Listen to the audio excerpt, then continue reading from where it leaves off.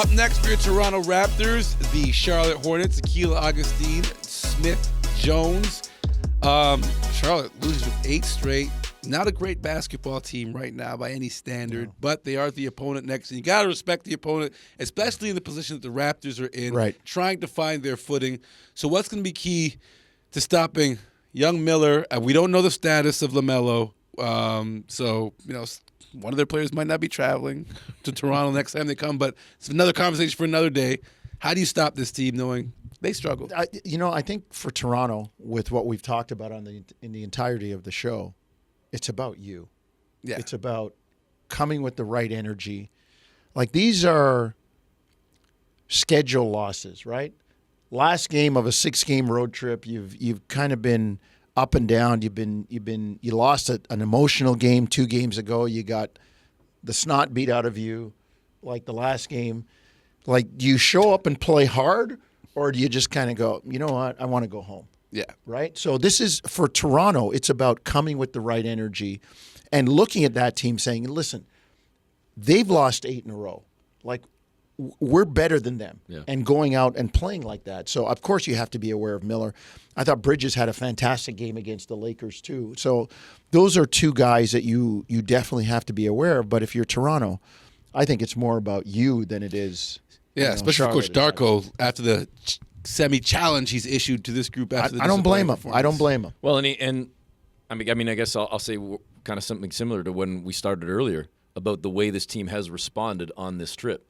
Lost to Atlanta, win over Chicago. Get blown out against Houston, come back and show what you're worth against OKC, although it turned out to be a loss. All right, I'm not going to use the same words Jonesy just did, but you just got beaten down badly by the Pelicans. Let me see what you're made of then.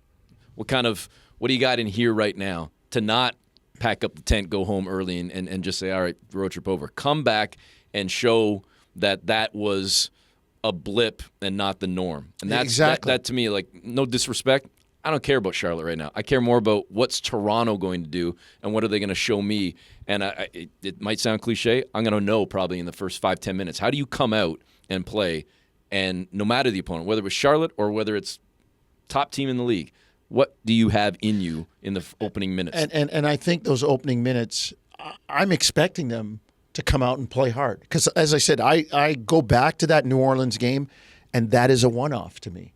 It's not who that team is, and I think that's why it surprised so many people. Like, where did this come from? And I expect them to come out and go after Charlotte. Listen, they're 1-1 with Charlotte this year. They could easily be 2-0. They should be. They should be. Probably should be. They gave one away in Charlotte, and those are other things too. Some of those guys are still around. It's time to kind of cash that check. And hey, this road trip could have been a reunion with Fred VanVleet, DeMar DeRozan, Jonas Valanciunas, and Kyle Lowry of the Charlotte Hornets, right? But that is true, but still trying to find out what's going on there. No, we'll find out before Thursday. I can't see him suiting up for that group. Nope. That's a cultural mishmash. But up next for your Toronto Raptors, it's Charlotte, Wednesday night, 7 p.m. You can catch it on TV, on Sportsnet, the radio call, TSN 1050. RIP Carl Weathers, that does it for us. And yes, RIP we won't Apollo see you trade Creed. deadline, but we'll recap that next week. Until then, deuces.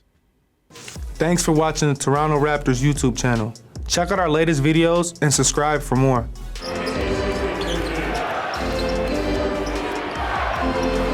Trent answers back. Gary, sidestep. Craig got it.